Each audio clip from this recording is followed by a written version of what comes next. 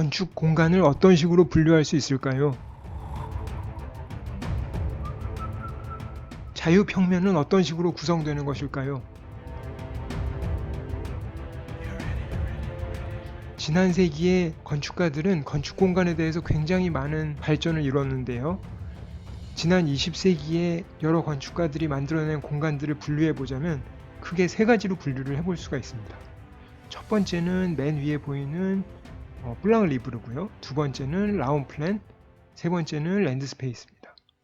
이 하나하나씩을 간략하게 설명드리고 각각의 건축 공간에 속하는 건축가들이 어떤 사람이 있는지를 설명을 드릴 텐데요.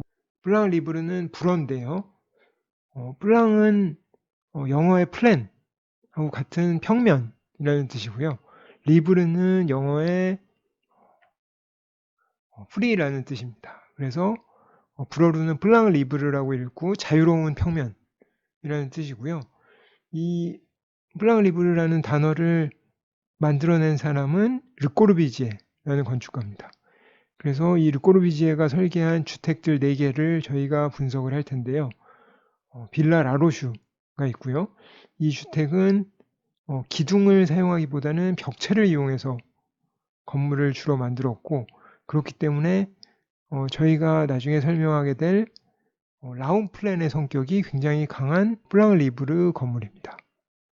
라운플랜에 대해서는 저희가 조금 이따가 설명을 할 텐데 이 라운플랜은 벽의 성격이 굉장히 강하고 지금 저희가 설명하고 있는 블랑 리브르 자유평면은 기둥과 그 사이사이에 있는 자유로운 벽면들에 의해서 만들어지는 공간이 됩니다.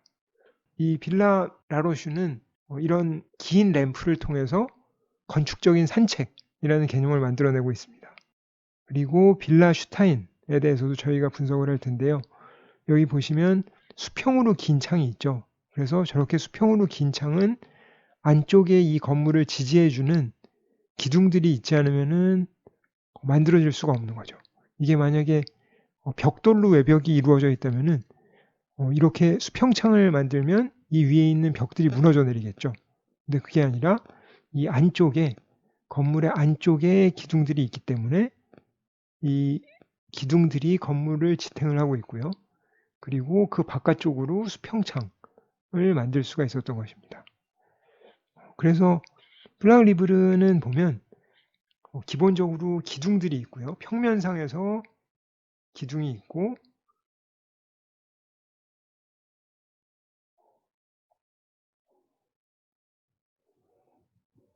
그리고 그 기둥 사이사이에 자유로운 벽들이 있을 수 있는 구성 방식입니다.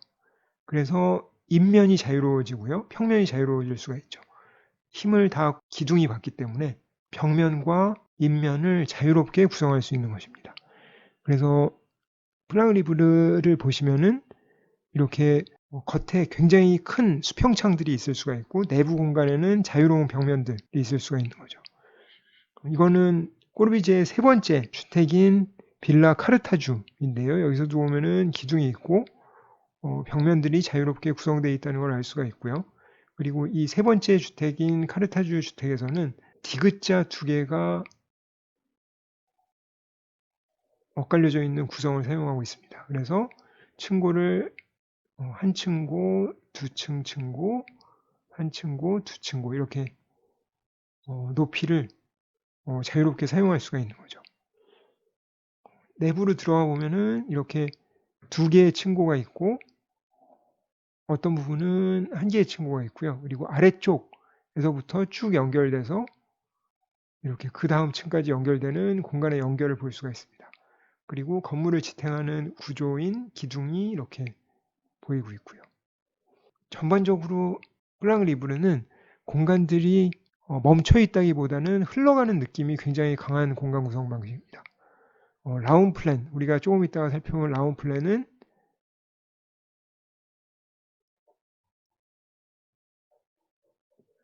방들로 구성이 되어 있어서 이 구성 방식이 하나하나의 공간이 이렇게 머물러 있는 느낌을 준다면 블랑 리브르는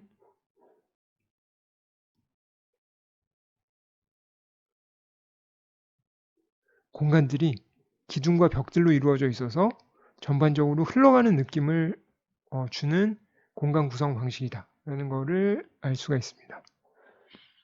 이런 꼬르비제의 블랑 리브르에 대한 생각이 가장 건축적으로 잘 실현된 예는 1930년에 지어진 빌라 사부아라고 얘기를 합니다. 이게 꼬르비제의 4개의 주택 구성 방식 중에서는 4번째에 속하는 거고요. 여기서 보시는 것처럼 필로티가 있고 이 아래쪽에 있는 이런 건물을 지탱하는 기둥들을 필로티라고 부르고, 그 다음에 이 필로티에 의해서 건물 매스가 지탱이 되고요. 그리고 기둥이 이렇게 안쪽으로 나와 있고 인면이 바깥쪽으로 나와 있기 때문에 수평창을 만들 수가 있죠. 이렇게 해서 자유로운 인면을 만들 수가 있고요. 그리고 위쪽에 여기 사람들이 지금 있는데 이 공간들이 외부 공간이죠. 그래서 옥상 정원이 있다는 걸 알 수가 있습니다.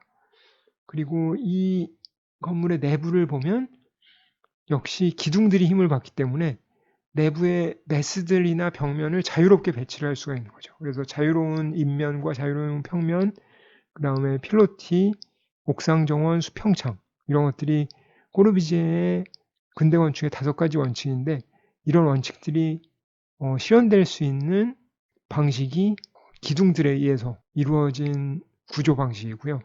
그리고 그 기둥들의 구조 방식과 자유로운 벽면들, 자유로운 곡선 벽들이 만들어내는 평면을 자유로운 평면, 블랑 리브르라고 부릅니다. 그래서 평면에서 봐도 이거를 명확하게 알 수가 있죠. 기둥들이 있고 그 사이에 이런 곡면들, 그리고 벽면들이 기둥들 사이사이에 이렇게 위치해 있습니다. 근데 잘 보면 이 빌라사부아의 기둥 배열이 완전히 규칙적인 그리드 시스템은 아니다라는 걸 알 수가 있어요. 살짝씩 위치가 벗어나 있죠. 만약에 이 기둥 배열이 이렇게 그리고 이 바깥쪽에 있는 이런 배열을 맞춰서 이루어져 있다면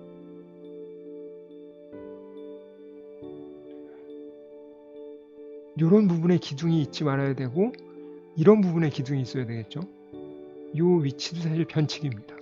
그렇기 때문에 실제로 기둥 위치를 건물에서 정할 때 꼬르비제는 공간적인 효과나 중간중간에 들어가는 계단이나 램프들 그리고 방들에 따른 공간적인 어떤 변화들을 끊임없이 계산을 했어요.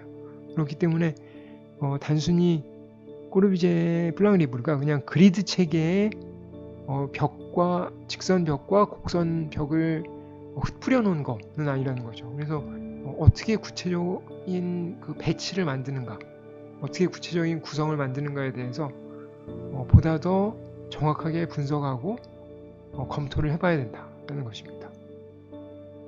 이건 2층 부분이고요. 빌라사부아의 2층 부분을 보면은 방들이 구획되어 있기는 하지만 이 방들이 기둥들하고는 독립돼서 배치가 된다는 것을 알 수가 있죠. 이런 식으로 기둥하고 살짝 떨어져 있습니다. 그래서 이런 구성 방식을 블랑 리브르라고 부르고요. 이 꼬르비제의 블랑 리브르의 정신을 70년대, 80년대에 계승하는 건축가들이 등장을 합니다. 그래서 그 대표적인 건축가를 앙리 시리아니라고 얘기를 할 수가 있고요. 이 앙리 시리아니는 원래 페루 사람인데 프랑스에 와서 주로 활동을 합니다. 그래서 이분이 프랑스 벨빌 대학에서 굉장히 많은 제자들을 키워내고 그래서 교육자로서 활동을 하고, 그리고 이분이 페론 전쟁박물관, 그 다음에 아를르 고대박물관, 이 건물 2개를 중요한 건물을 남기시죠. 그래서 여기 지금 화면에 보이는 게 페론 전쟁박물관이고요. 이 박물관을 보면은 꼬르비제의 필로티, 그 다음에 떠있는 메스, 그 다음에 올라가는 램프 같은 거를 이어받고 있다는 걸 알고 있고요. 그리고 이게 단지 외부 공간만의 문제가 아니라 실제로 내부에 들어가면은 꼬르비제가 사용한 자유평면을 굉장히 잘 이어받고 있구나 하는 것을 알 수가 있습니다. 그리고 프랑스 남부 아를르로 가보시면은 아를르의 고대 로마의 유적을 보관한 박물관이 있습니다. 이 박물관도 시리아니가 설계를 하셨는데요. 이 박물관의 내부 공간을 보면 역시 기둥과 자유로운 평면의 방식으로 구성되어 있다는 걸 알 수가 있어요. 그래서 실제로 이분이 굉장히 많은 스케치를 남기셨고 그리고 수많은 제자들을 키워냅니다. 그리고 꼬르비제의 자유평면의 공간 이론을 이론적으로 그리고 교육적으로 전파할 수 있는 방법을 개발해내세요. 그래서 제가 공간론을 배운 것도 사실 시리아니 밑에서 배우신 김현철 교수님이 제가 서울대에 다닐 때 공간론에 대해서 알려주셔서 배우게 됐고 제가 프랑스로 가서 시리아니 수업을 직접 수강한 건 아닌데 수업하는 거를 많이 가서 청강을 했습니다. 그리고 건물들을 돌아다니면서 공간론에 대해서 더 알게 된 거죠. 그래서 그 내용들을 기반으로 해서 설명을 드리는 것입니다. 이 블랑 리브르는 꼬르비제, 앙리 시리아니 같은 분이 있고요. 그리고 그 이외에 7, 80년대에 꼬르비제의 건축 공간 언어를 리바이벌 하는 붐이 일게 되는데요. 리차드 마이어 같은 건축가가 꼬르비제 언어를 굉장히 다시 재부활시켰고 그 다음에 이 리차드 마이어가 속한 건축 그룹이 뉴욕 5라는 건축가 그룹이 있거든요. 그래서 여기 속하는 건축가들 찰스 과스메이라는 분이 있고요. 이분도 꼬르비제의 언어를 많이 사용했습니다. 그리고 마이클 그레이브스는 나중에는 포스트 모던 건축으로 돌아서시는데 그 포스트 모던 건축을 하기 전까지는 굉장히 꼬르비제의 언어를 활용한 주택들을 많이 설계하셨었어요.